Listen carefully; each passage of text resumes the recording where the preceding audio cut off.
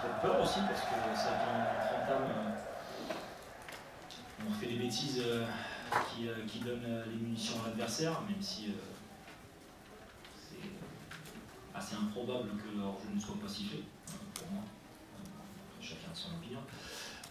Mais malgré tout, l'entame est dans le positionnement pas si mauvaise, mais c'est vrai qu'on a pris rapidement les coups de boutoir après l'ouverture du score et souffert un petit peu en silence. Mais c'est exceptionnel, c'est d'autant plus exceptionnel que l'équipe ait pu se reconcentrer, essayer de reposer un petit peu son football et puis petit à petit, centimètre par centimètre, regagner du terrain sur la haine. Ce but de Nabil qui est une vraie source d'espoir, qui est extrêmement important et qui nous permet à la mi-temps de revenir en disant maintenant lâcher les chevaux et aller au bout de ce que nous sommes capables de faire. Et puis nous verrons bien en termes de score ce que ça va donner, mais y aller avec la volonté d'essayer de revenir. Et puis si on en prend plus, on en prendra plus. Face à un adversaire qui est vraiment redoutable, on retrouve des valeurs énormes, des garçons plein d'abnégation, et puis un vrai plaisir, une vraie fierté aujourd'hui d'être avec ces joueurs-là qui sont capables d'aller au-delà de leurs limites et puis surtout de proposer aussi des choses avec le ballon. Donc superbe point pour nous. Au classement comptable, c'est un petit pas, mais je pense que c'est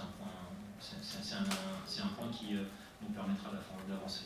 Et je n'ai revu les images qu'à la fin du match sur le plateau d'Amazon, donc pour moi il semble évident qu'à partir du moment où le gardien est gêné dans son intervention par un joueur, que ce soit sur le champ de vision ou sur la position, il semble logique qu'il ne puisse pas intervenir au maximum de ses capacités, donc je pense que c'est ça la règle. Maintenant si je me trompe, on me le dira, mais ça me semble... la validation me semble illogique. Cette crainte, parce que quand les Rennais déroulent, parfois tu as l'impression d'être un peu submergé. Mais au fond, j'ai aussi la certitude que nous avons des gars qui ne sont pas prêts de lâcher. Et un staff qui n'est pas prêt de lâcher. Et puis, le jour où ça devra être un score lourd, ça le sera. Mais quand je vois la banderole de nos supporters à quel point ils sont venus en nombre, quand il y a marqué ne jamais rien lâcher, on se doit respecter ça. L'idée c'est de ne pas les laisser trop avancer. Ils pouvaient avoir le ballon, mais qu'ils n'avancent pas trop vite et trop haut, parce que quand c'est une équipe qui se positionne à l'entrée de surface, et on l'a vu à la fin, quand nous sommes à 10 trop longtemps autour de la surface de réparation, il y a toujours des situations. Il y a trop de talent, trop de qualité, trop de circuits bien huilés aussi. Pour se permettre de rester bon. Donc le 4-2-3-1 en phase défensive était orienté pour essayer de les maintenir, contenir dans le bloc médian.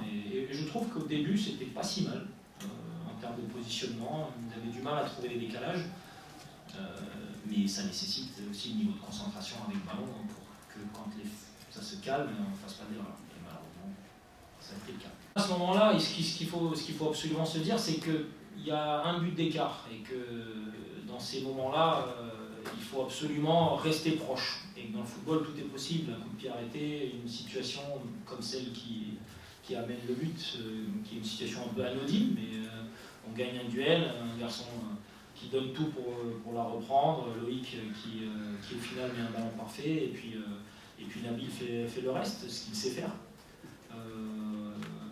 Et non, on n'était pas dans un souci en se disant que c'est terminé. Et je pense que c'est ce qu'il faut transmettre, mais c'est aussi ça que transmettent les garçons. Donc c'était logique.